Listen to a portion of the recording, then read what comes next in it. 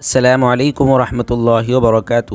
ناظرین، آپ سبھی کا میرے YouTube channel Islamic authentic talk میں خیر مقدم ہے۔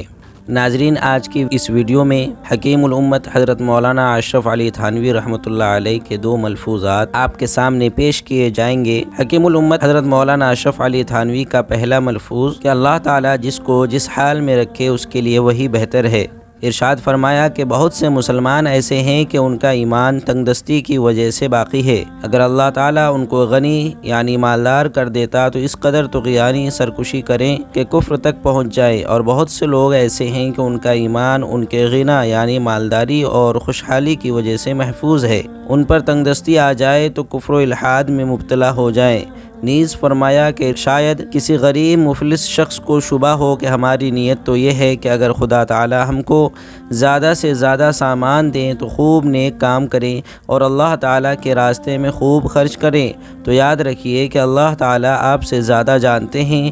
آپ کو کیا خبر ہے کہ اس وقت جو آپ کے ارادے ہیں زیادہ مال ملنے کے بعد بھی باقی رہیں گے یا نہیں، اس کو تو اللہ تعالیٰ ہی جانتے ہیں۔ ناظرین، حکیم الامت حضرت مولانا اشرف علی تھانوی رحمہ اللہ کا دوسرا ملفوظ یہ ہے: دوسری قوموں کے عیش و عشرت کی حالت دیکھ کر غلط تمنا کرنا۔ ارشاد فرمایا کہ دوسری قوموں کے عیش و عشرت کے سامان دیکھ کر مسلمانوں کی رال ٹپکتی ہے، مگر یہ نہیں جانتے کہ بھلائی اور سلامتی اسی میں ہے کہ ان کو دنیا زیادہ نہ ملے۔ اگر ہم کو زیادہ مال دیا جاتا تو رات دن دنیا ہی کی فکر میں رہتے، آخرت سے بالکل غافل ہو جاتے۔ حضرات صحابہ رضوان اللہ علیہم اجمعین سے بڑھ کر کون نیک نیت ہوگا، مگر حدیث شریف میں آتا ہے کہ حضور اکرم صلی اللہ علیہ وسلم نے ایک بار صحابہ کرام رضوان اللہ علیہم اجمعین سے فرمایا کہ تمہاری کیا حالت ہوگی جب کہ میرے بعد سلطنتیں اور شہر فتح ہوں گے اور تمہارے پاس زیادتی کے ساتھ مال و سامان اور غلام و نوکر ہوں گے۔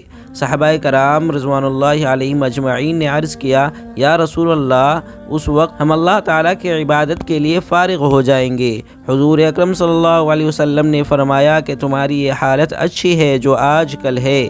جب حضور صلی اللہ علیہ وسلم نے صحابہ کرام رضوان اللہ علیہم اجمعین کے لیے زیادہ مال پسند نہیں کیا، حالانکہ ان حضرات نے واقعی زیادہ سامان ہونے پر عبادت میں پہلے سے زیادہ ترقی کی ہے اور دنیا میں نہیں گھسے، تو اوروں کے لیے کب پسند فرمائیں گے؟